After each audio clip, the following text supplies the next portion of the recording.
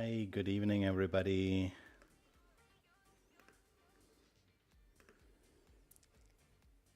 Let me correct the audio for me. Check the audio here. Oh, it should be good. Let me know if that's okay. Evening, everybody. How are you today? That was a week for me. Super busy with work stuff. But very cool things. Loads of things going on. Really, really fun.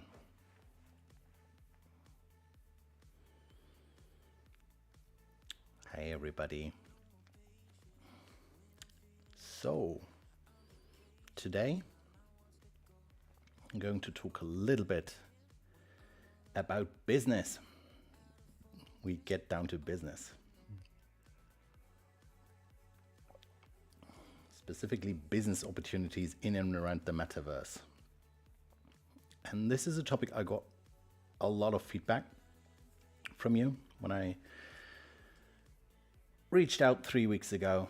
It was like the most requested thing, and it's also one of the most asked questions. Hey, what about business? What about business opportunities? What about things? What can we actually do with the metaverse, right? Because everybody's kind of like looking at hype, or is going kind of like looking at the reports, and nobody's really sure what's going on. Or you get so much information, so much conflicting information, people just want to know, but what's actually going on? What's the real thing? And that's not easy to answer. It's like, it's not that no information exists. It's more like there's a lot of conflicting information, and unfortunately there's a good reason why it's conflicting. So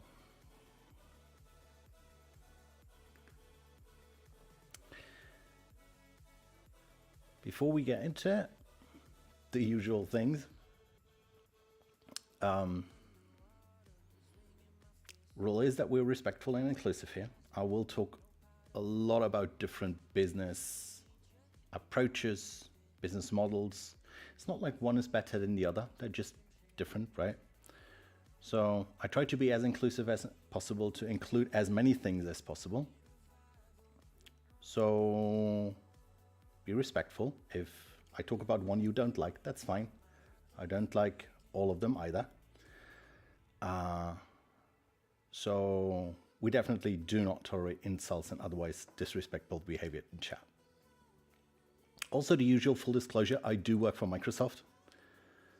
I work on the strategic acceleration of metaverse-like stuff, Internet of Things, mixed reality specifically. Notice that this is a private stream. I will not speak for Microsoft. I will not answer Microsoft-specific questions. But that said, be aware that when I talk about specific business opportunities, products, Microsoft has a lot of them, and I might or might not be biased. So keep that in mind.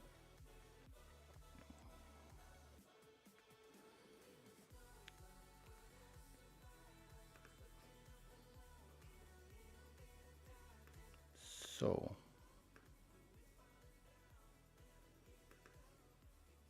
that's the topic.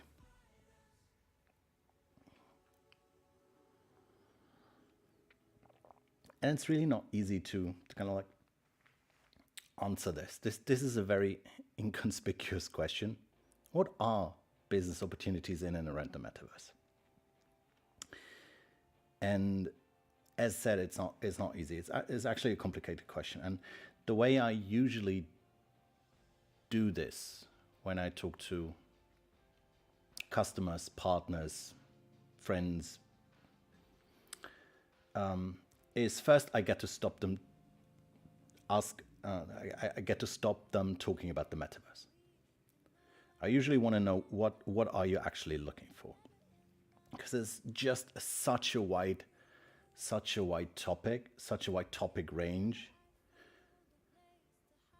And so there are different approaches how I get them in a more focused state, what they actually want to ask.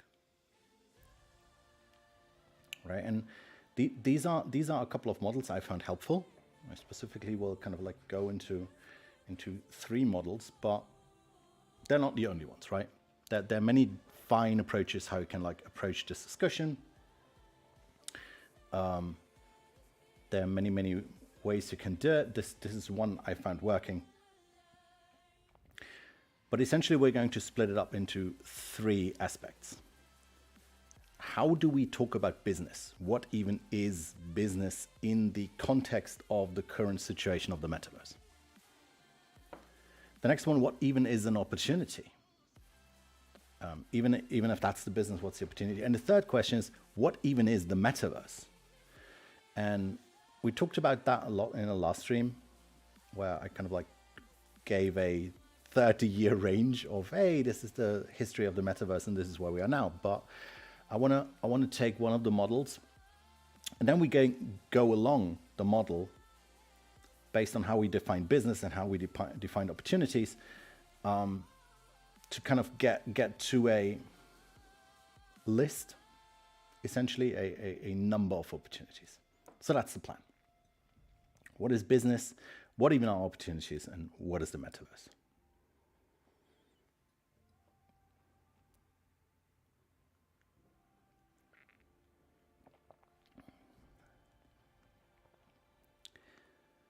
So with that, what's business? And that's an interesting question. A lot of reports I read, there was one I unfortunately forgot what it was about. They talked about what is hype and what is real. I don't necessarily think this distinction makes sense, because the hype is also real. And I think when we talk about the metaverse specifically and how it currently kind of plays out, it is really this duality. And I hinted at that at the end of the last stream, how you can think about it. Hi, Gary. I hinted at that last stream, how we actually kind of like describe this duality. And the way I think about this is, I don't necessarily like trend and hype as words. I usually, the way I usually talk about it is actuation and inspiration. I know you can't read the bottom right part, but you get the idea, right? Where actuation, you could argue this is real, okay? But these are kind of like use cases and business things that are directly attributable to core fundamentals of an organization. So it influences profit, it influences profitability, it influences organizational things, efficiency, right? But it goes kind of like to the core business of an organization, how they do business, processes, services, down to individual like aspects of that. Essentially, it answers the question, how can we use the metaverse to improve our organization as a business, from a business side of things? And the people usually asking that are sitting in business units, they sit in operations, that's the COO usually asking that question, maybe the CFO.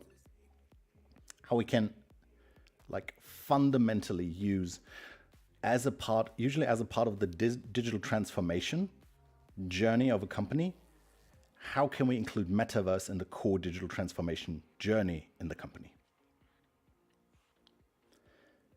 But then the hype thing is also very, very relevant, because currently we are in a situation where the entire narrative of the metaverse is very important. And it does make sense to just talk about the metaverse, where just by doing that, for example, a press release would improve the standing of an organization in the market. For example, by being able to have more access to cash resources, by, for example, influencing the stock market in a positive way, by access to people in terms of talent that they get because they They seem very forward-looking. If you look at, for example, how Nike is currently doing, they're doing a lot of metaverse hiring around that. They're thus, at least within a specific audience that they want to target, very, very well received as somebody who's forward-looking, who's really driving that trend. And it might or might not be relevant for their actual core business. It's just the fact that they do this makes them more attractive for talent. So it's more like the question, how do you improve the image in the market? And that's also very, very relevant, right? It influences brand, it influences growth, it reduces risk, long-term risk, it changes the outlook and the long-term vision or perception people have of an organization. So I don't necessarily like this, what is hype, what is real, because fundamentally both, even like if you say the hype is not a real thing, quote, a real thing, it still has a real influence. Using and utilizing that narrative of the metaverse still has a very, very direct impact on a business. And that's for individuals, it's for organizations as well. So that's how we frame business. We look at this duality and say, okay, we're going to look at things that influence the core aspects of an organization, and we look at things that influence the perception of an organization.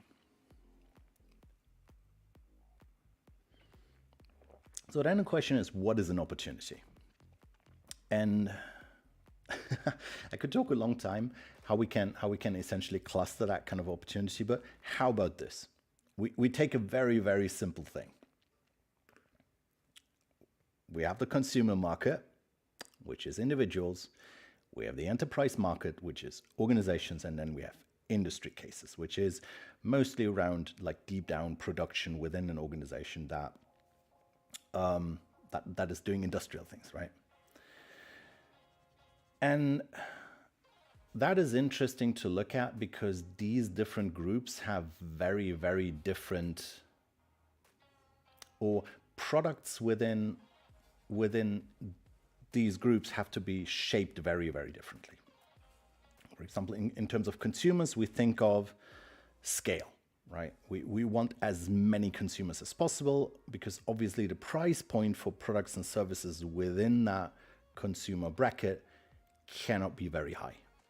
So for example, if you think VR headset, you want to sell a VR headset, great. There's a specific price point you can do that at, right? You might have a little bit of leeway in the sense that you have a real consumer product, and then you have the like luxuries, and then you have a prosumer segment. That's all good, but essentially you're kind of like gauged to a certain price point where you will have a very hard time to, for example, sell a VR headset for over 1,000 euros. Or if you do, it has to be something very special or capable.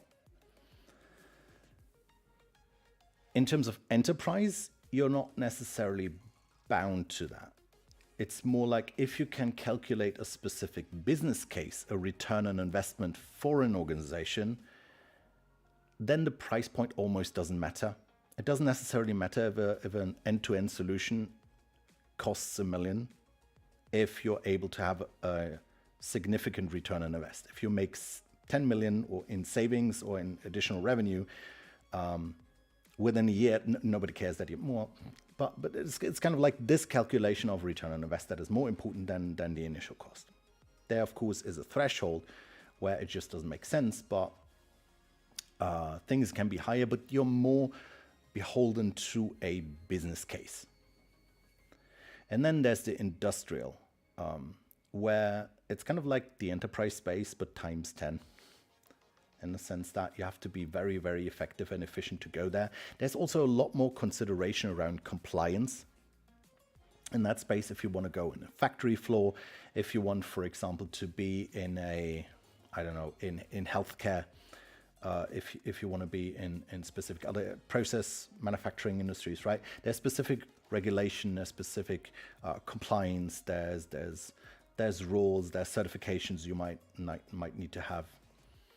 So it's a little bit more complicated than enterprise, but usually it makes the price point higher. So you can even have a bigger range in terms of your asking price.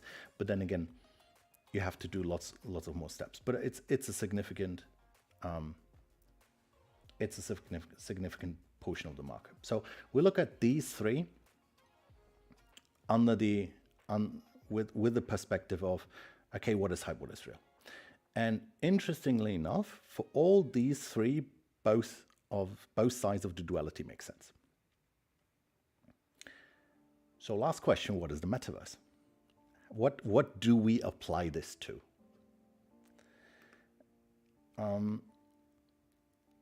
The meta, and I want to go very meta for a minute, and I want to choose the most inclusive definition possible,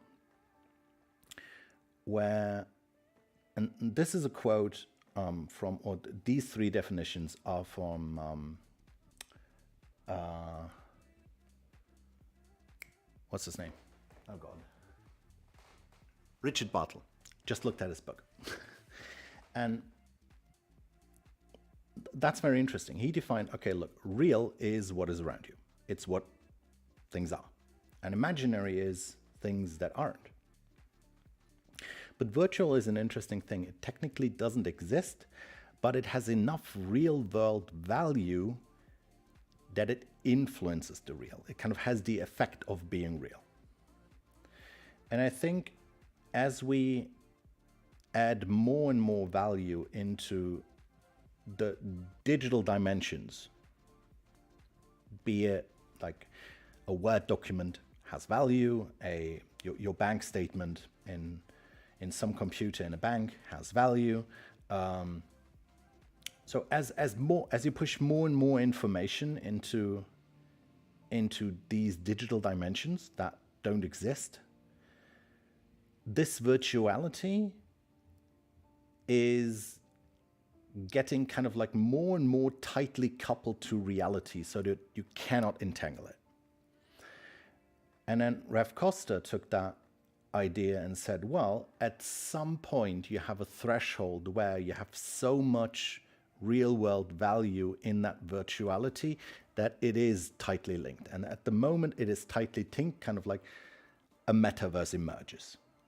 Or he called that point where it matters so much that is intrinsically linked, he called that moment metaverse. Which I think is pretty smart. It doesn't necessarily say, hey, it's a specific use case. It also doesn't say it's a specific technology. Because a lot of the reports I read is, oh, metaverse is VR. And it's mostly from people who are selling VR headsets or VR games. And then there are others, a report by a financial institution that is currently going around at LinkedIn. They say, oh yeah, metaverse is blockchain and NFTs, and yeah, because they're a bank and they are heavily incentivized to say, yeah, it's in this kind of like investment and bank-like structure, right? So a lot of people are creating these artificial boundaries around what the metaverse is because they're incentivized to do so. It might not be a technology, it might also be an ideology where they say, oh, metaverse is Web3, metaverse is decentralization, metaverse is XYZ. And always when you look at why they're doing this, they're mostly financially incentivized to make that artificial distinction where they say this is the metaverse and everything else it's not. And I think that's very short-sighted. Because just like from an operational point of view, they're ignoring a lot of technologies and a lot of knowledge, best practices, learnings outside that core technology they look at that they could tap into and learn from. But also, I think that the space is big enough, right? So making this very broad definition makes sense. And a way to go about this is, and we also talked about this briefly in the last stream, is the Metaverse roadmap. That's a thing from 2006. That was essentially they said it was a full site project. They got a lot of people together, and in 2006 asked, well, what will the 3D web look like? So kind of like virtual worlds existed in terms of massive multiplayer games and but they wanted to know, well, eventually what happens if that kind of principle gets real? And also that was early, when you had early simulations, and then they asked, what if those simulations also get into reality? So kind of like, what if the imaginary swaps into the real and the real gets into the, and essentially explored the boundaries of the virtual. And there were a lot of smart, interesting people. There were like futurists, there were a couple of game designers, people from social studies, teachers, politicians, researchers, super interesting. And they came up with this model. And that model essentially describes two dimensions, where the one is the horizontal is world focused versus identity focused, and the vertical is real world versus constructed world. And to the right, you have intimate. And intimate is kind of like focused inwardly. It describes the action of an individual actor. It might be a human, it might be a bot, it might be an AI, it might, right? Something or somebody takes action. It's represented by an individual appearance in the system. And external is outwardly. It looks outward.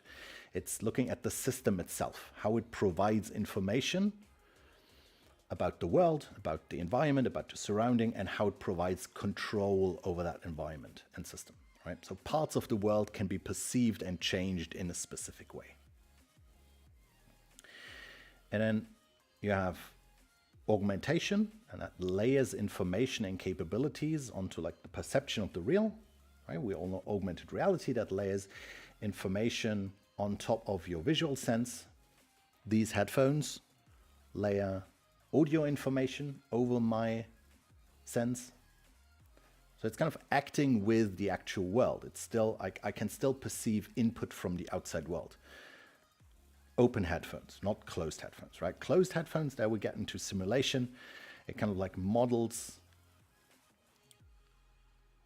the physical, it models the physical reality or parallel realities, right? It might exist, it might be fictional, or it might be real, based on information gathered, right? So you might gather information about the real world and try to model the real world. You might gather information from a designed system and say, okay, this is, I'm acting in a fictional world. And that leads to these 4 quadrants. And again, this is a super inclusive model. And we can essentially go through these models and now look at, again, who is it? Who would be a business case for? Is it consumer? Let's talk about consumer use cases in this quadrant, enterprise use cases in the quadrant, and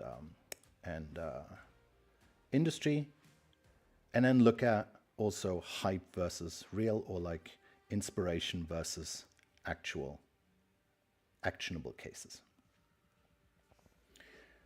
So starting with, I think the most approachable, because that's where I guess most people want to go or want to look at. So platforms where virtual identities act within virtual environments. Essentially social virtual worlds, right? They can have many different purposes more than socializing, so essentially virtual worlds. And that can be, for example, massive multiplayer games, which is, if we look at that, consumer space, huge consumer space opportunity. MMOs have been popular for quite a while. They're super elusive and hard to do. They're very expensive to do. Also, it's a weird market. Sometimes a clear winner emerges, and usually they fail. Like a lot of them fail commercially, although they're really, really expensive. Others kind of hang on, which is interesting. If you think, even if you're moderately financially successful, you can kind of hang on, and then very, very, very rarely you might have a moment. So for example, Final Fantasy XIV is a super interesting use case for an MMO because it started against World of Warcraft, failed miserably, completely rebooted, gained a long tail, and now overtook World of Warcraft. Super interesting case, but that's not the norm. Usually social virtual worlds have maybe a half-life of 5 years, then they're gone. They usually hit their peak within the first 2 to 3 years, and very, very few make it maybe to 10 years.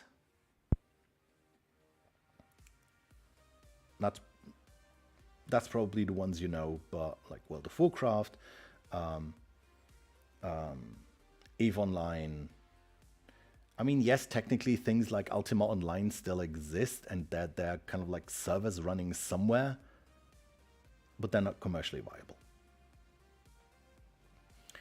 And so huge interesting in the consumer space. And in terms of the, so that's an actual thing you can make money with, although it has very high initial investments.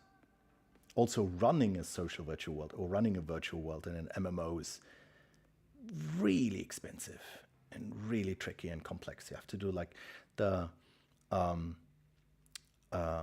amount of just service and operations cost is very, very high. Also very complex, like the whole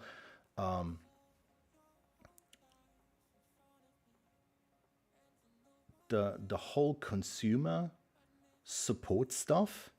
Hey, it doesn't work, my client doesn't work, I lost an item, this person griefed me, I want to report this person, he said, she said, somebody tricked somebody else in terms of the item. All of that is super complicated and super complex. It's probably, and Ralph Costa had a very interesting quote about that. It's cheaper to ban every player that complains than actually solving their problem. Which again, we're going back to only successful MMOs can probably do that, but still.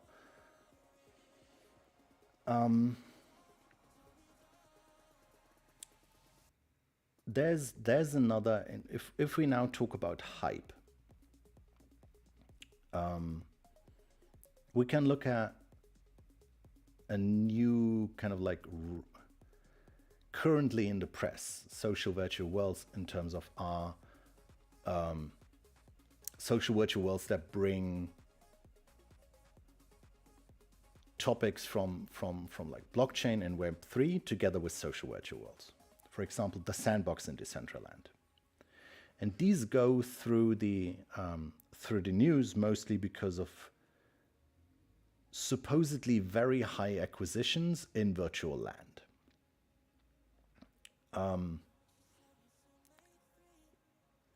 Couple of examples. Let me see. I think in Sandbox, Atari has like a lot of land. There's like Ubisoft, Adidas has bought in. There's another big one, Decentraland, where a lot of like designers and luxury brands have bought in. And this is essentially PR, right? Because you're essentially as a brand, right? You're not operating the world, but as a brand, should you buy in and buy, for example, land in one of these virtual worlds? And we have precedent for that. It's Second Life, right? Second Life ran. It actually is still going. It ran for a long time. It had its moment a while ago. to be fair. I think around 2006, 2007 was like when the virtual economy in Second Life really took off. And also interesting because I think in 2003, Linden Labs, who developed Second Life, made the move that the ownership of in-game items and in-game content belongs to the people who own it or make it, right? So they actually stated that in the terms of service that the copyright of these things would belong to the creators, which I think was the first virtual world who did that, or at least graphical virtual world. And then you had this economy. You had land, but you also had the economy, and it was like, look, let me look up the numbers. In 10 years, they had 2.1 million user-created goods and 1.2 million daily transactions of virtual goods. But virtual worlds have a half-life, right? The user base is not static. So the same thing I would say to people that ask, should we buy into these other virtual worlds like Sandbox or Decentraland? The answer is, well, it might actually make sense, because let's be honest, you buy a plot for 2 million, which for a brand like Adidas is not a lot. That's like a small ad campaign. So you buy into it, you get a lot of press. You're represented in that virtual world. Usually these virtual worlds have a very, very narrow user base. It probably in terms of Sandbox, I'm guessing young to middle-aged white male with significant income to spare. So it might actually be a very interesting user group for you to be represented. It's essentially buying a billboard, because even if you have a shop in those virtual worlds selling virtual items, it's going to be negligible. Just looking at, for example, Sandbox numbers, in their first alpha session, they had 200K visitors. They had 150K hours played. So first of all, an average visitor didn't even stay an hour. And number two, 200,000 visitors is negligible. Even if you assume, yes, this might explode and eventually have a couple of million users, it's still only a couple of million users. Any like flagship store in a major city will have more traffic and way more impact than this. But it's marketing, it's eyeballs. Essentially view this as a billboard, and if you are willing to spend a certain amount of money on a billboard that goes in front of a very defined audience, go for it. It might make sense to see this as a brand potential. There's a little bit of drawback in terms of crypto, especially Decentraland and the Sandbox are tied to Ethereum, which is a can of worms. In terms of the blockchain itself being it's not very environmentally friendly. It's also very slow. There's some drawbacks behind it. So make sure you actually want which brand you want to, or which game you want to associate yourself to, because there might be a lot of background stuff involved that might be against. So for example, it might make sense it obviously made sense for Adidas. I probably cannot see a brand like Patagonia getting on one of these platforms as long as they're backed by Ethereum or any other proof of work style thing. So that's kind of the brand aspect of virtual worlds. It might make sense. View it as a brand opportunity.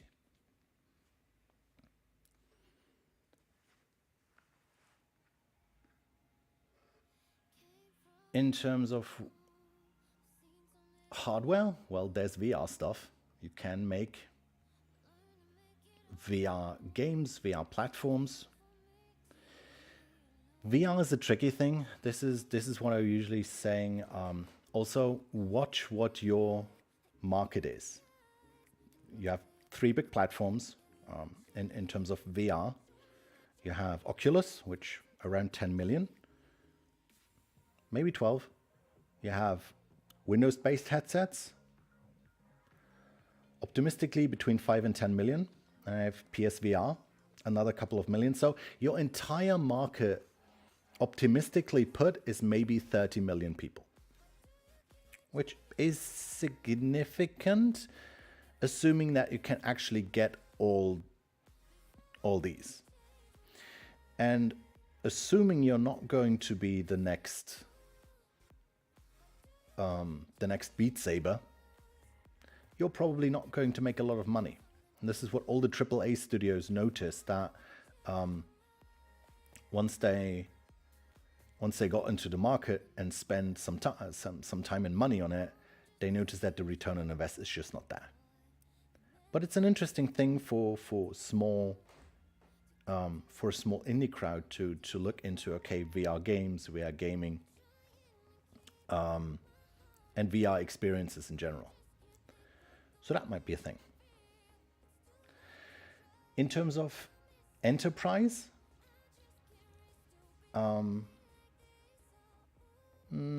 let's backtrack. For consumers also, if we are in VR, but this generally also goes into non-VR game-like experiences. Right? If you look at Fortnite and the events they do, for example, VR concerts, getting together, events. So event platforms in general, I mean, since COVID, we're all at home, digital event platforms have spiked. So the entire event space is super interesting. Has to be looked at. And the event space can be like get-togethers, individual get-togethers, like a TV party that we watch Netflix together thing. Experiences like that are very, very interesting, not just for VR, but also for normal PCs, laptops, tablets, but also especially tablets and phones. Because I think joint experience, the whole range of joint experiences together that might be context-based in some form, like experiencing something together, although you're maybe in different locations, is something largely unexplored. It has been explored in some capacity, but not near enough. So there's a huge opportunity to do that, and I don't think that's just VR. That's also going to be on other form factors, and especially also might be something for other types of wearables. Like I would guess there's something of a shared contextual experiences you could do with AirPods in audio, for example. There's something there. There's definitely stuff to explore. And I think that also goes into the transitions nicely into the enterprise space, because enterprise shared experiences in enterprise is also a thing that's huge. Technically, these kind of like company portals belong to Lifelogging, the Lifelogging quadrant, but just like shared experiences in VR, shared experiences in like location-based virtual spaces, like work virtual worlds. Super interesting. We have a couple of those, mostly where you roam around in a game world, and as soon as two people get close together, they can communicate. Pretty much a standard social virtual world, but in a work context. They would remodel their old office, and then people would actually sit in the office, and that kind of emulate going to each other, meeting at the water cooler. So very, very interesting. Automotive embraced that directly in terms of they they had these like joined rooms where they would design together, and this also goes for other design heavy enterprises, where they would do designing together in a spatial way. Take something, hang something up, lots of post-its, things like that. So we have these Miro boards, but in 3D. It can be in 2D, that's great. Also in 3D and spatial, in virtual worlds.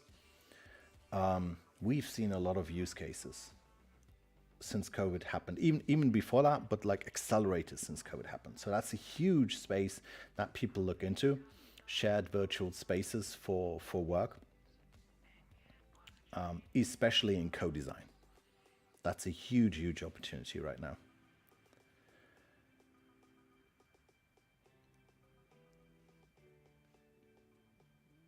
I'm thinking that kind of transitions into the whole training and education aspect.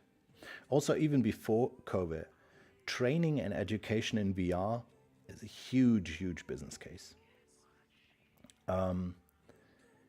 It starts very easily in industries where training is usually either very expensive or hazardous, where it's also safety related, like oil and gas.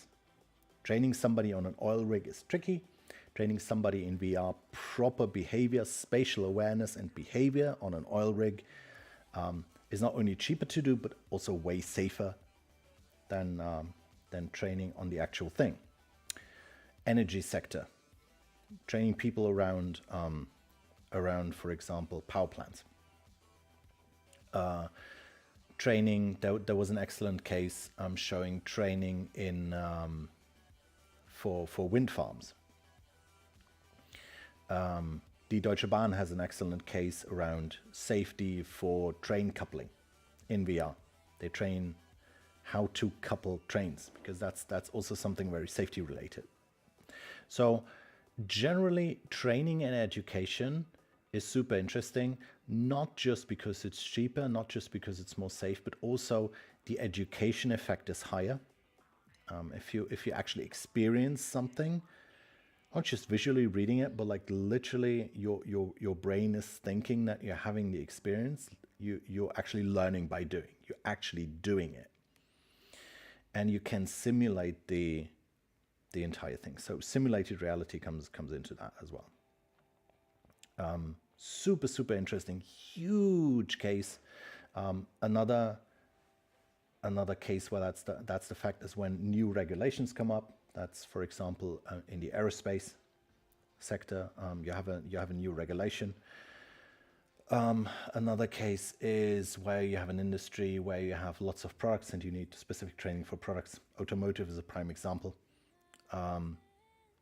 So training and education, if you want to do something in the VR in the enterprise space, that's a huge thing right now.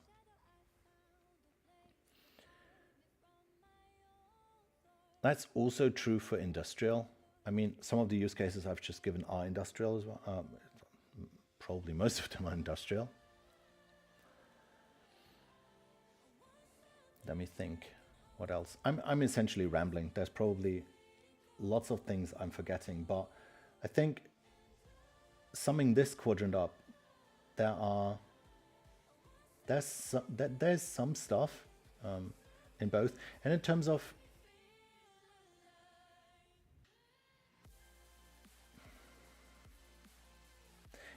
opportunities, you have lots here. The important thing is to not just limit yourself to think VR, because especially in the enterprise and really especially in the industry sector, you have to be multimodal. You have to think about, okay, you can have one front end, but you need to think about other front ends as well.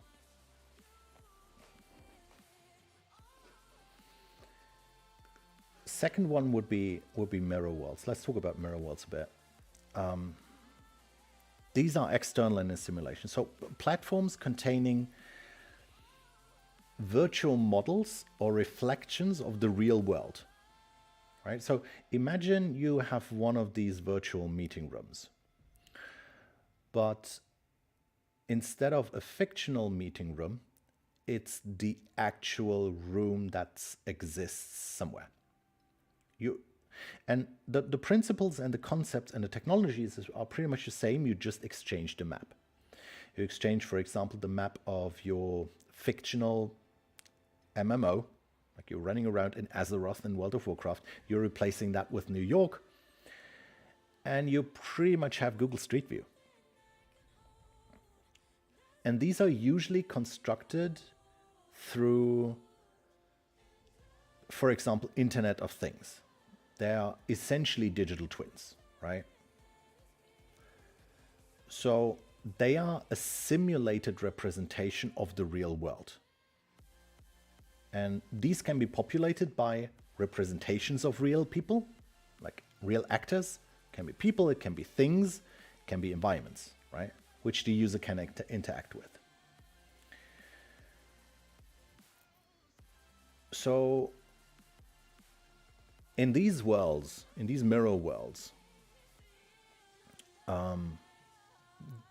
they can be experienced through your virtual representation, for example, an avatar running around in New York, but also they can be experienced by further abstractions.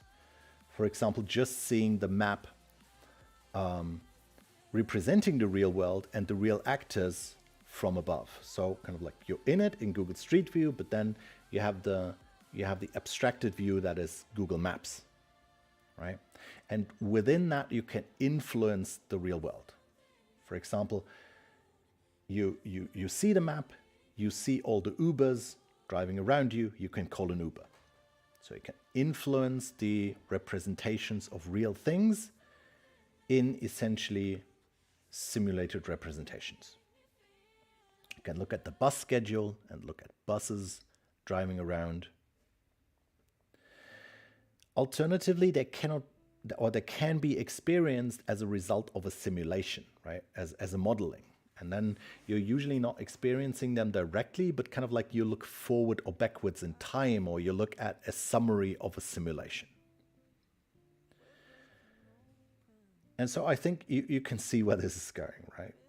So you have digital twins of spaces.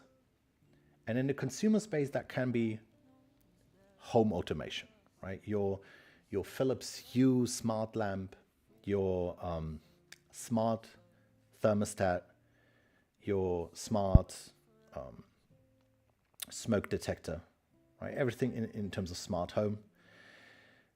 They can be up to like industry scale properties, to like city scale, smart cities, to even world scale. And they do recognize the actors within the space. So for example, occupancy in a building, mobility options like cars, buses, right? So essentially the actors. And thirdly, they monitor environmental data, weather, temperature, pollution, whatever. And since all that is usually tracked, you have some historic information as well. And since you can run machine learning and an AI over that historic data, you can essentially make predictions into the future. So you can kind of like almost scrub the timeline back and forth, even if it's based on real data. And the drivers are essentially connected devices, sensors, models, ontologies, right? All that drives it. So I've given a lot of examples already, but like in the consumer space, there's just so much to do. Essentially everything where you can grab real world data, you can create a consumer experience out of it. I mean, consumers can tap into Google Maps and like the advertising abilities around that. They can add their venue, they can add their businesses. But even beyond that, there are like data lakes. For example, I love the example of Amsterdam. Schiphol in Amsterdam, the airport has a great API. where somebody can look. Let me pull that up. Schiphol Airport API, where somebody can look at, hey, what's the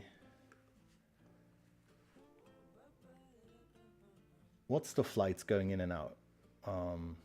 How's it going? What are wait times? What are wayfinding, boarding pass service, beaten service and registry, occupancy? So they have all these things that you can look at and essentially create a business out of it, right? So you can look at specific data providers that are usually stored in some kind of digital twin, tap into it and create experiences for people. Beyond that, there's also the opportunity to, well, what's actually a search engine, kind of like an aggregator and search engine and maybe data broker sitting in between that, where you have a central organization, almost like, I mean, before you had Google, the web was pretty much driven by these essentially indices or registries of, hey, you can find this here, you can find this here. But Google made the web searchable, right? Or was one of the more prominent ones that actually succeeded doing that. And what about if you're actually trying to do that with data logs, with data lakes? Could that be possible? Could you build something that you can query and say, hey, I want this kind of information. Do you actually have that? It goes out and fetches you that data. What would, for example, a query look like? What would an ontology of a response look like? Interesting questions. And if you solve that, you essentially become the next Google in the mirror world. And these are super important as you then move into augmented reality, because they are essentially the basis for augmented reality. So looking into these is super important. You can create consumer experiences like essentially Foursquare and Swarm did, but also context-based searches like, where am I right now? I'm here. Let's do a search. What is around me? Where can I go? And that might be direct experiences. It might be brokering experiences like, hey, my friends and I were going to Madrid in 2 weeks. We're going to stay at this specific place. Please find us something specific. Please find us something that we can do. And then it would look at what's our context, what's like our graph of information, what do we like, who are we friends with. It tries to model something, and that exists, right? That you can do that with the data, and people are already working on that. In a work context, Cortana is actually doing that. Is doing a lot of that like graph information, where I can just go and kind of like go and mail Cortana and say, make a meeting with these people, and it will take care of scheduling, time zones, all of that. And that for the consumer space, but not in a business context, but more in a leisure context. Could be interesting, and there's people working on that already.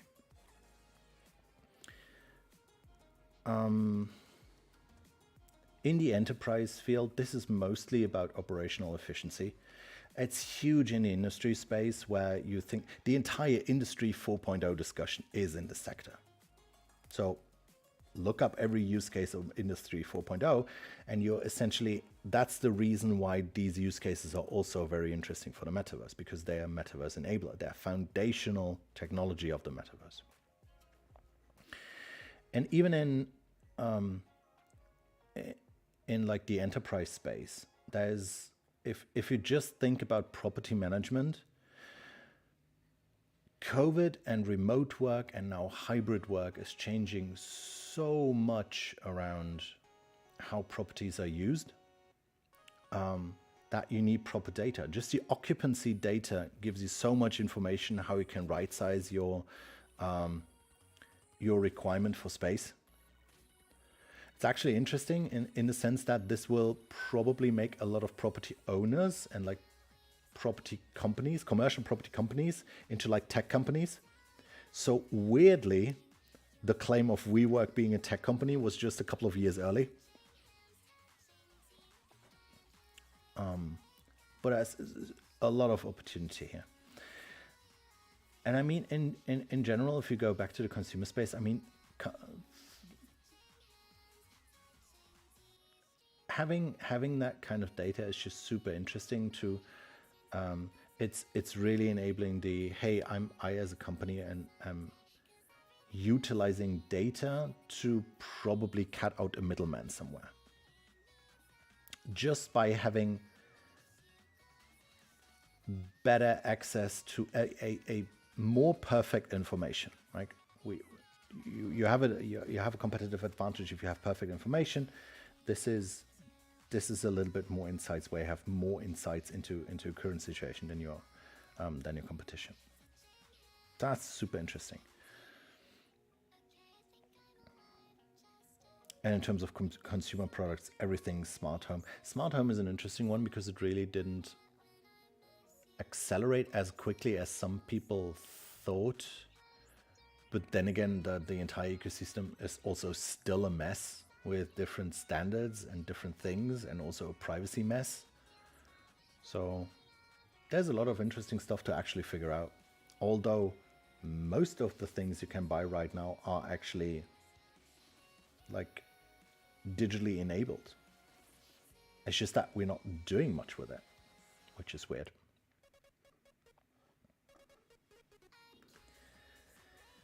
In terms of AR, I mean, that's almost the most obvious use case probably.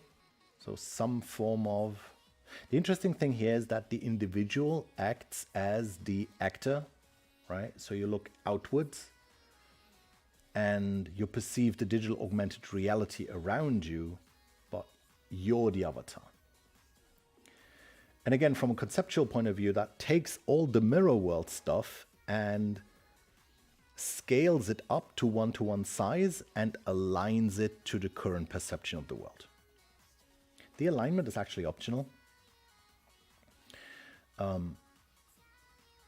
But this again, it uses the foundation of mirror worlds as the driver of context and contextualization, specifically location-based, to then create a new kind of experience.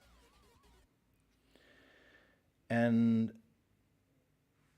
here, to be really inclusive, and this is why I said the alignment doesn't actually matter. You have multiple modes, right? And it's really starting where you don't necessarily do the full alignment. And I usually call this annotated reality. One of a previous creative director I worked with called it annotated reality, and I really loved it. And that's kind of like the simplest way of doing it, where you add information alongside the physical reality. So simple way to do it, take a smartphone screen that is permanently located in your viewpoint. And so the augmentation is separated from the physical environment, but the key is that there's some form of contextual awareness. So for example, a system used for navigation that is utilizing GPS and a compass to know where it is and where you're pointing it to then provide relevant information, right? You are here, this is what around you. So still things like Swarm, things like Yelp.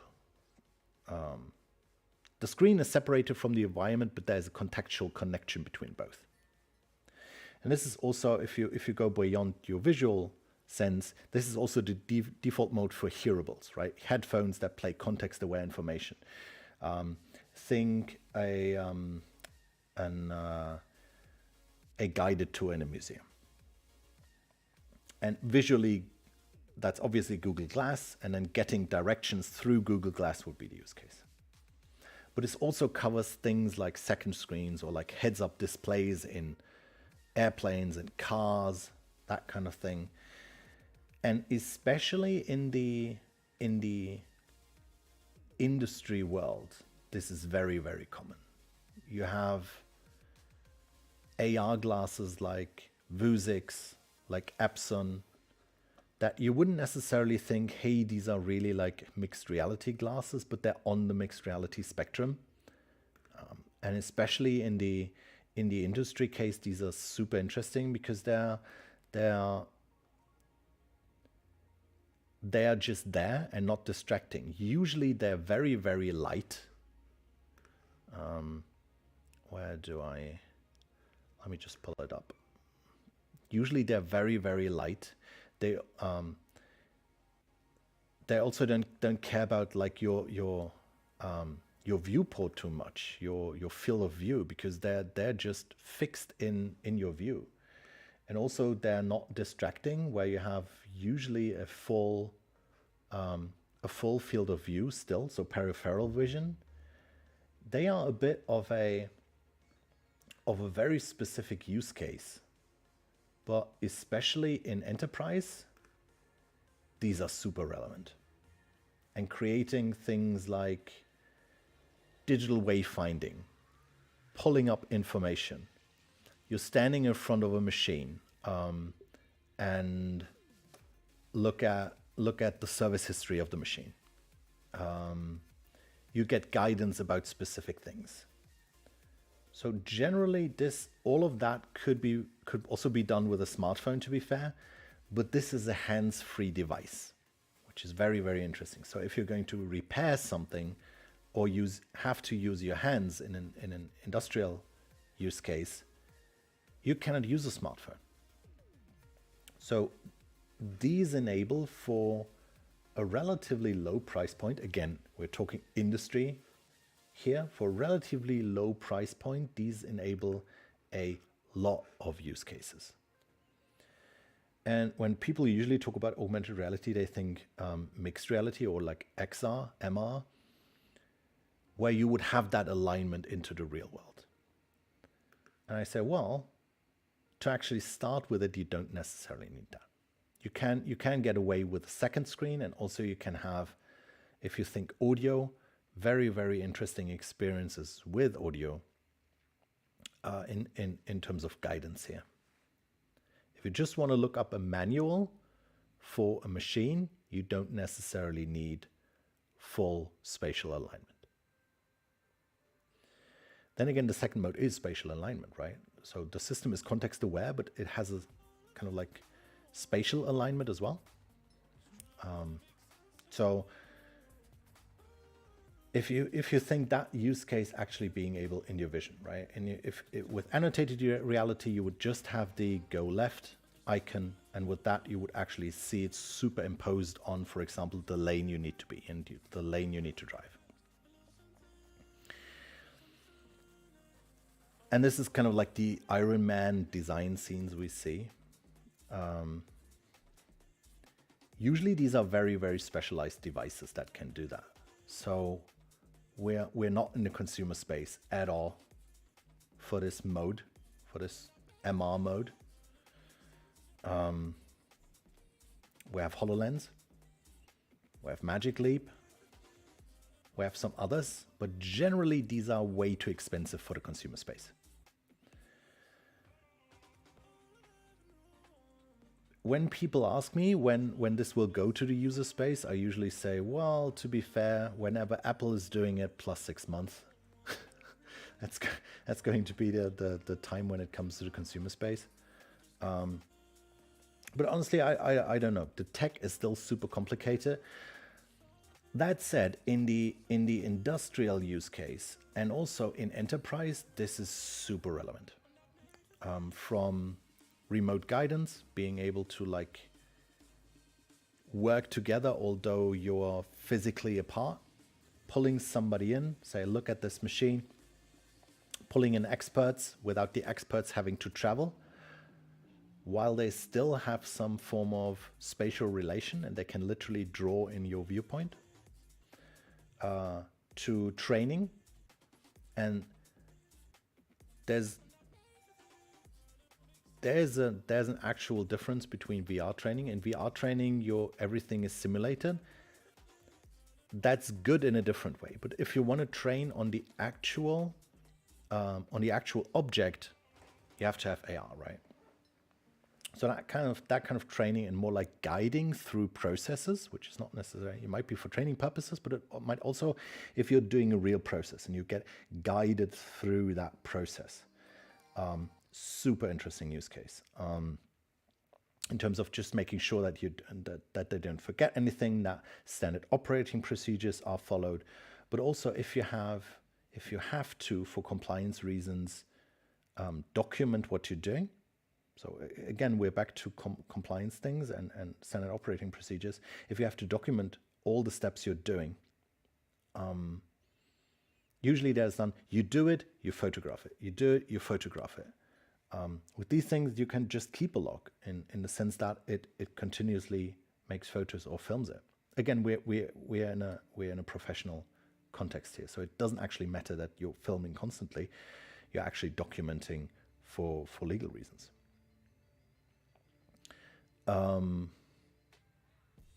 So loads and loads of use cases, being able to, again, from mirror worlds, seeing data of machines, being able to see, hey, what's the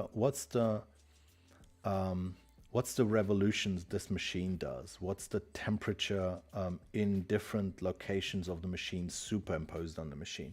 You can even like take a slider and go back in time. You can even go forward in time in terms of if you have that predictive, if your system has that predictive capabilities. But you can actually see it. You can do specific measurements. Will this fit? So loads of industrial use cases where there's also a lot of studies around the effectiveness of those. So there are information around concrete return on investment type things. So yeah, that's pretty big. Third mode though is augmented virtuality, and this is what's coming now into the consumer space more, with the Oculus being able to do pass-through, at least to some extent. Previously with a Vive Pro, and that kind of like pass-through is interesting because it gets around some issues, some technical limitations, physics that we have in mixed reality glasses, where, okay, you stick two cameras in front of a VR headset and then you do pass-through, and essentially it's kind of like an AR experience. It's a little bit more complicated than that because latency is a huge issue.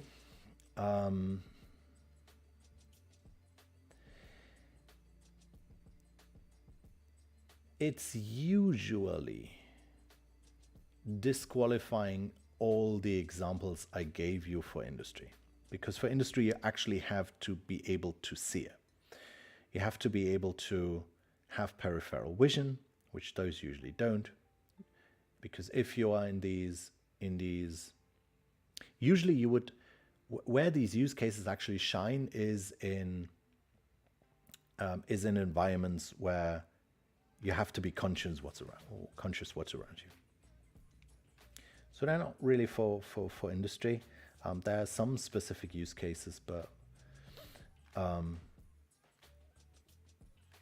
for design, they're more interesting for like very controlled situations where previously you had something like simulators in a simulator reality, like flight simulators, where you would use these now, this pass-through option, to kind of like combine the advantages of a simulator together with VR technology. Vario XR is doing a lot of interesting stuff in that regard. But it's super interesting for consumers because you're at a consumer price point. So having these shared yet superimposed experiences is super interesting. You can do, and the thing is, you can see through it, but you can almost pixel perfect replace stuff. So there's a chair here, but in the game it can actually be an obstacle other than a chair. As long as it's an obstacle that you won't run into, it's perfectly fine that you replace it. You're still spatially aware that you shouldn't go through there and trip over the chair, but it can be something else that is fitting to an immersive experience. It can be a rock in a fantasy game. It can be a console in a science fiction game, stuff like that. So you can really replace and play around with the immersiveness of the environment while you still see your room. And that's kind of the cool thing. You're not in a simulated world. You're still in your room and in your space.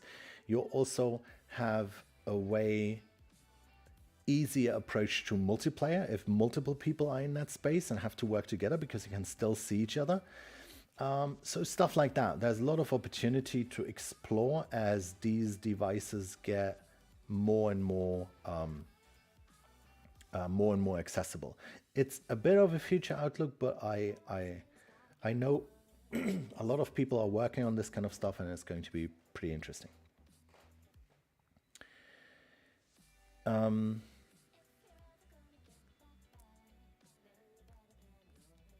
There is a specific...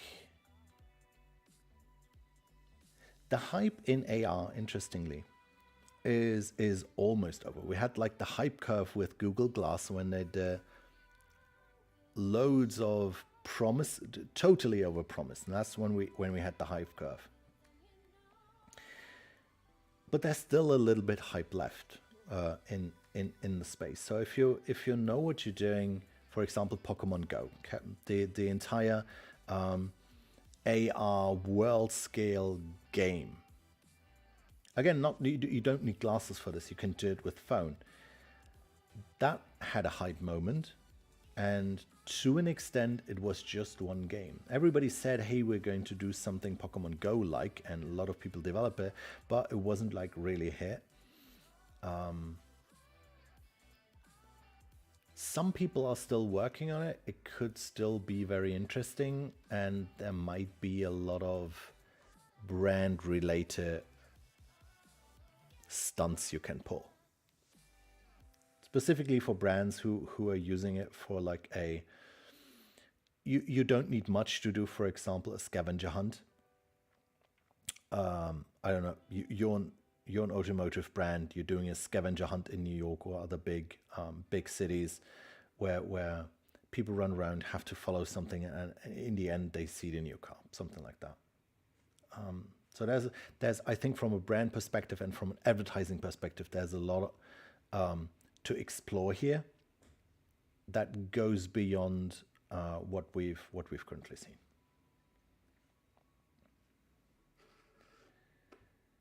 The last one is called Lifelogging,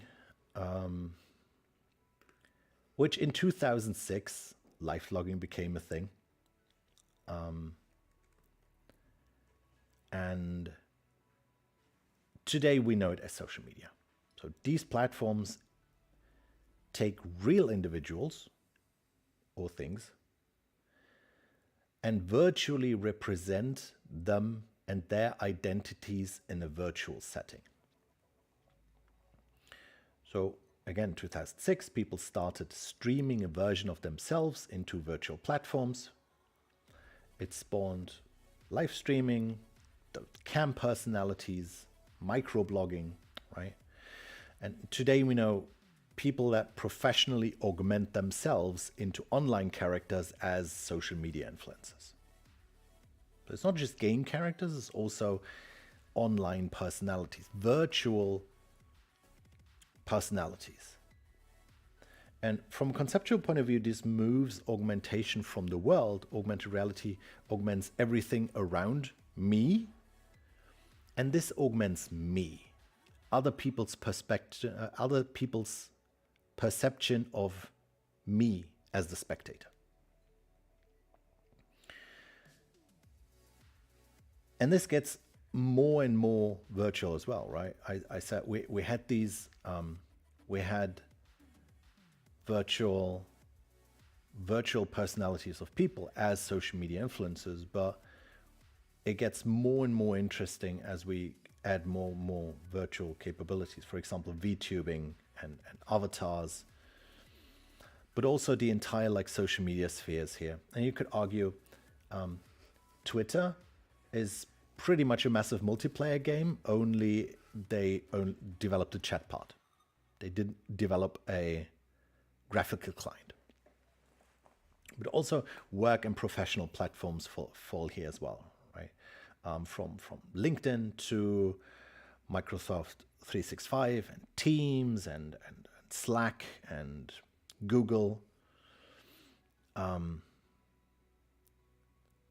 Also, I mean, it goes beyond.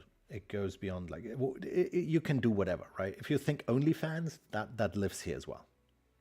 Blogs, video platforms, personal avatars, and the drivers really here are identity and representation. So a lot of interesting stuff is moving here. This is something where also a lot of the tech from the other quadrants kind of like go here. If you think, if you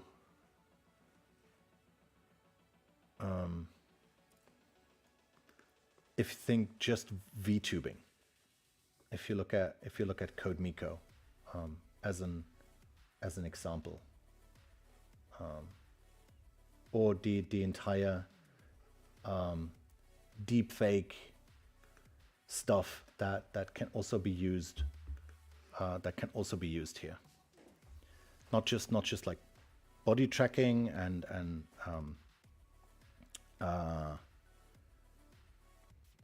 to create avatars, but also in the future machine learning to create that as well. Stuff like metahumans from Epic. Loads of technologies that will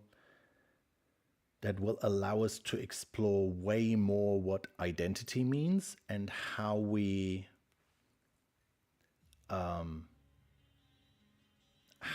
represent different parts of ourselves in different contexts. The interesting thing, usually people argue that they want to have interoperability between these platforms, and that's identity is the reason why I don't think it makes sense, because you don't actually, from the example, you have like your work Slack, and you have your Facebook account, your Instagram account, your Twitter account, and none of these really overlap. You have very different, you usually talk very different in these platforms, you represent yourself very different in these platforms. And in virtual world game design, there's a concept called the magic circle, where essentially the platform or the context defines how you should act within that context, and everything outside that context is either socially frowned upon or outright punishable. And so identities will be very much multi-layered for different platforms, and that's how we currently see we not only act online but also act in the real world. But as we get more and more ways to represent ourselves, we will have loads of discussions what's considered tasteful and even allowed. We already have these discussions. Like going back to CodeMiko, they let me see if I can pull something up. There's already talk around, hey, that content is unavailable. Let me see, CodeMiko setup. She already raises questions. She already raises questions around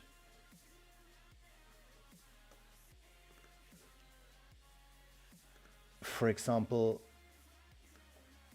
her background is can like a normal person, haha, very funny. Let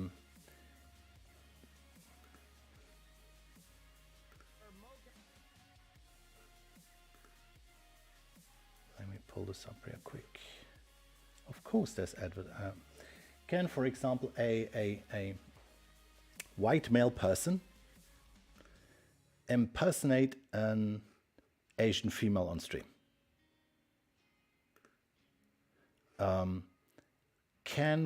what's considered distasteful? Is this a form of black facing? Is this a form of yellow facing? Essentially, for an avatar, it's just an RGB value.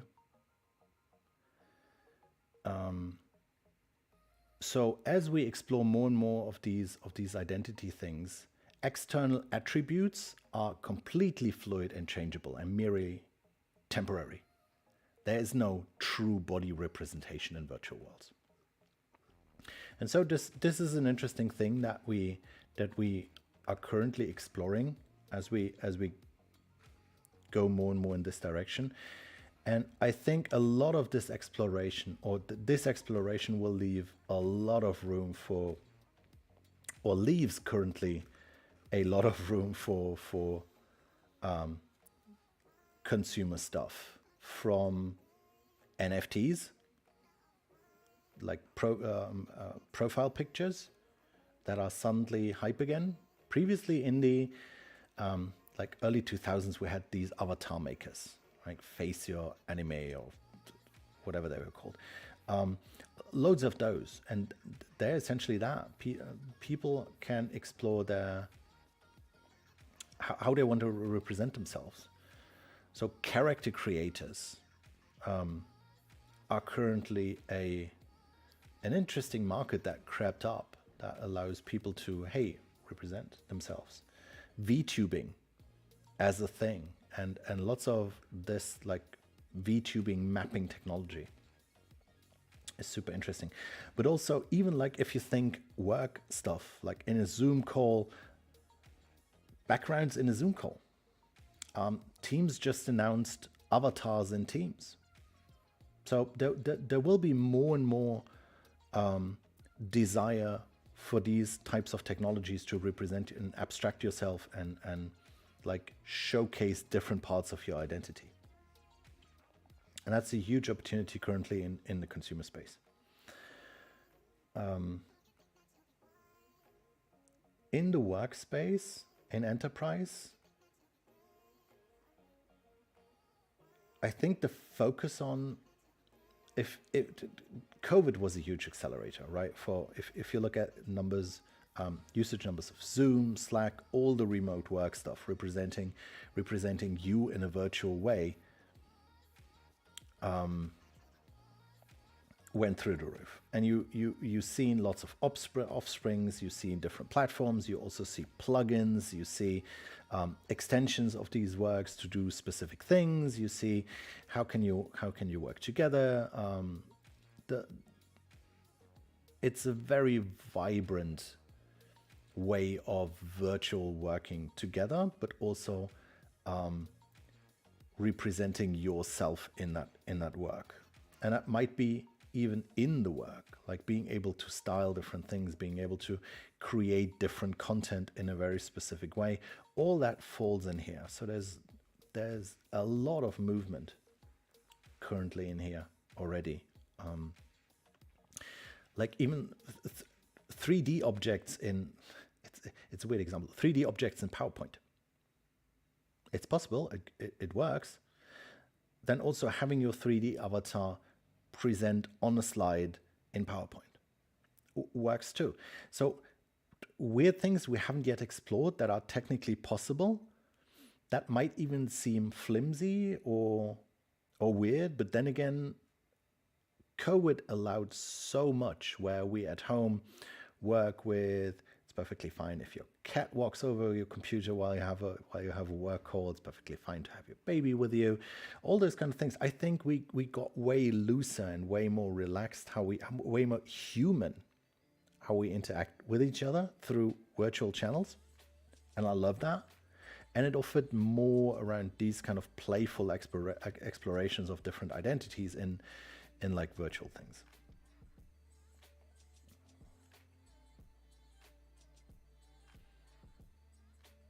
I think that's a lot. So we already cover a huge amount of opportunities, and that's just what's from the top of my head possible. If you go back and look at those four like specific use cases, it's super interesting. You will find a lot on YouTube in terms of cases, in terms of case videos, in terms of announcements, and that's what's possible. And this is also the reason why I think it's a wasted opportunity. A lot of the reports around the metaverse talk about, oh, this is what it could be, this is what it might enable, this is what lies ahead of us, while in reality we're already working on a lot, or have been working on a lot for a very long time. It's just that again, these reports are usually written by people who have a very specific technology or ideology in mind, and they want to push their specific viewpoint. And so people who are using the narrative that the metaverse is not here yet and it's still out is usually an indication that their they're still working on their product that is their financial incentivization, right? You already have a VR game. VR, the metaverse is here, it's VR.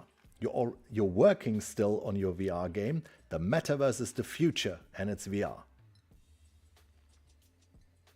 So I think it's an artificial, just like an artificial boundary.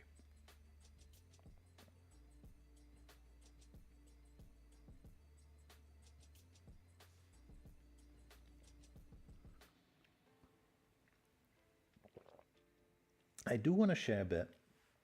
I think I have two more things. A question that I usually also get asked is, how do you identify opportunities within these spaces? And to which answer I usually model it, or one way to do it is I usually model it. It doesn't necessarily matter which model you use. It doesn't even matter if your model is good, if it's consistent, right? You can choose an arbitrary model. If it helps you understand the space and get direction, it's fine. If it doesn't, throw away the model and use something else. A thing that I found working is, for example, this one. And this is for experiences in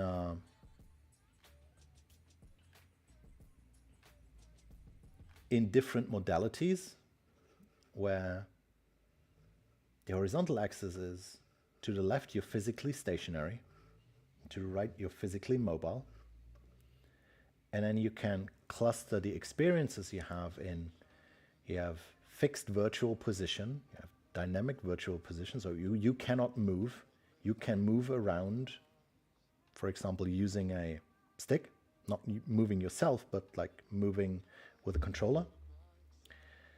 And then physically mobile means you have room scale movement and you have world scale movement. And then in terms of experience, for example, you can cluster, you have a non-interactive experience, so static content, static world, but dynamic content. So the world cannot change, but people can move around in the world. You have a fully dynamic world where people can, for example, build. And then you have world creation where literally people can create worlds. And then you can start mapping. And it doesn't necessarily matter, again, back to what's the model, it doesn't necessarily matter. You can use arbitrary properties as soon as you kind of like keep it consistent. And then as you model it, you will find out if it's interesting or not. So somebody asked me a while ago, I think it was 3 years ago, to start modeling, hey, how does entertainment work? Specifically, he wanted to come from a VR entertainment movie type experience. And so you can say, okay, look, physically you don't move, you have a largely non-interactive experience with maybe you can switch cameras and you have 360 videos. You have VR sports and event broadcasts, which is a little bit more mobile, so you can probably move around certain areas in the stadium, but not much. You have kind of like Wii Fit experiences where you're probably in a fixed virtual position, but you're kind of like dynamic content. You have Blocks VR, you have Minecraft, you have fixed position games, these like initial, very, very early VR type games, which were almost like turret shooters. You have room scale, you have tilt, and with that, you can essentially see where are blind spots. And sometimes blind spots make sense because there's literally, you cannot be physically mobile and have world creation. You would have to literally create a world. Kind of like hard to do. Then again, it might be interesting to experience static content while you're having room scale experiences. Arguably, museum tours, virtual museum tours live here. And that could be an interesting opportunity for you to do something similar. So these types of models lets you look at different types of experiences, model the space, and then try to look at where do things line up and where do we have white spaces? Why do we have white spaces? And that's usually an interesting way to do it. And again, it doesn't necessarily matter what you do, which properties you do in the XY position. It just needs to kind of align to your core values, right? If your core value is, or if your example goal is to have fitness, then it makes sense to have this axis, right? So that type of modeling is super interesting.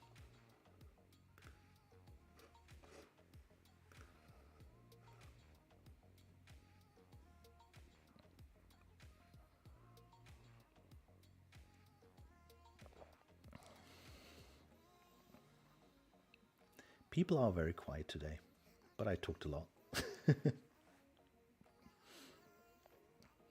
Clemens, I owe you an answer for NFTs, I know. The answer is watch Dan Olsen's video.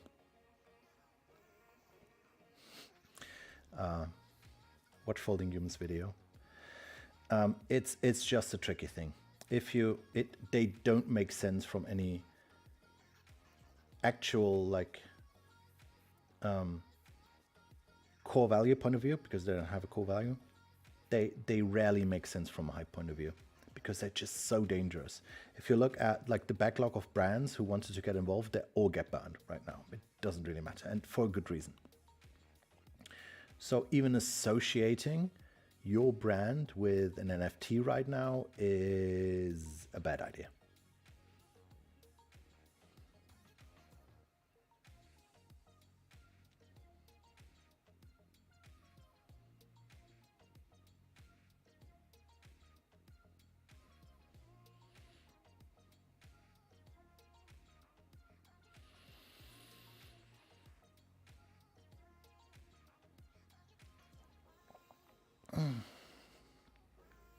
This is a chill evening.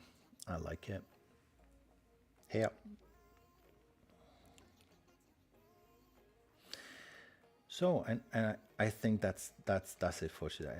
I talked a lot. I talked more than I probably wanted to.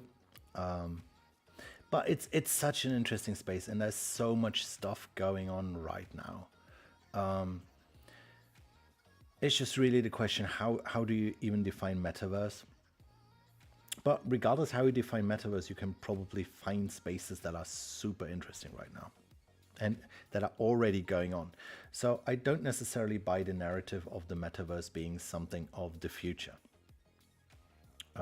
Going back to that, it's mostly an ideological question. If you want to say it's a specific future, mostly because you want to influence how people think about the future. If you think about back to that narrative that metaverse is some kind of an inflection point where you pump so much real world value into a virtual setting that it becomes linked to the real world.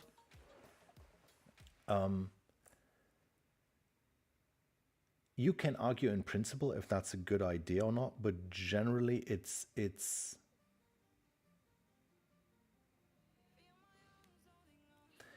not necessarily driven by an ideology.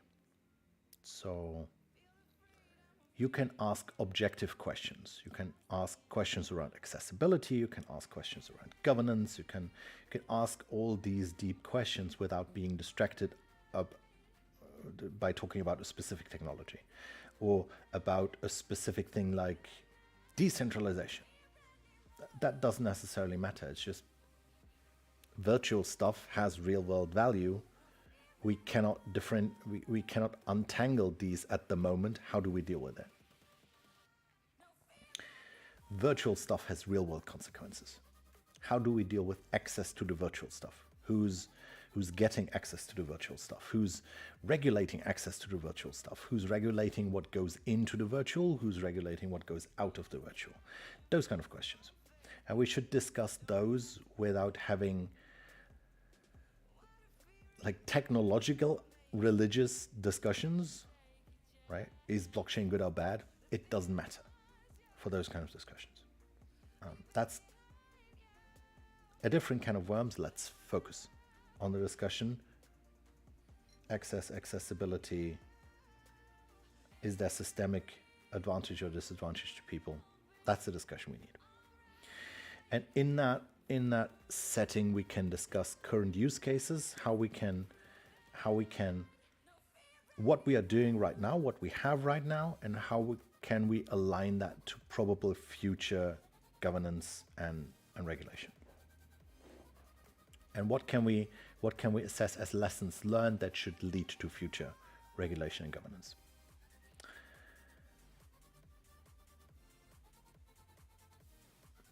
So that's mostly the interesting discussion right now, I think, and not necessarily how do we create an artificial boundary around the term metaverse so that it only means what my company produces. Yes, I'm hammering the point home, but that's kind of like what I'm seeing specifically this behavior a lot, where people want to shape the discussion in a direction of this is where my product or my company is. And that's probably fine in the sense that from the shareholder point of view, and it's also cashing into the narrative type of thing I presented, but it's not necessarily the point.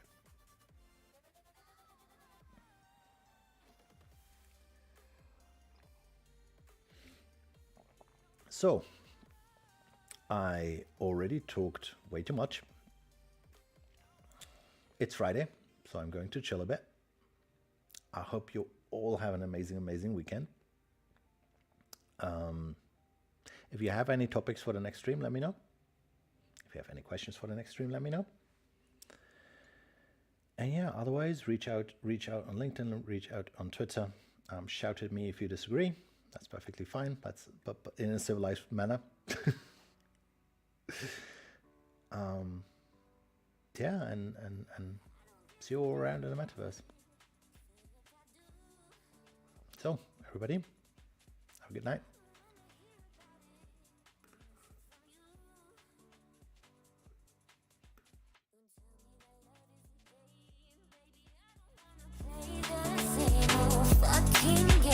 Don't tell me that you're gonna change, 'cause I know that's what they always say.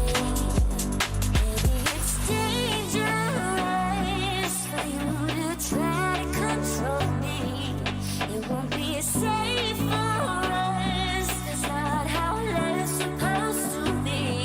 The fact that you know me, you act like you own me. You're gonna be lonely soon, you'll see. Maybe it's dangerous.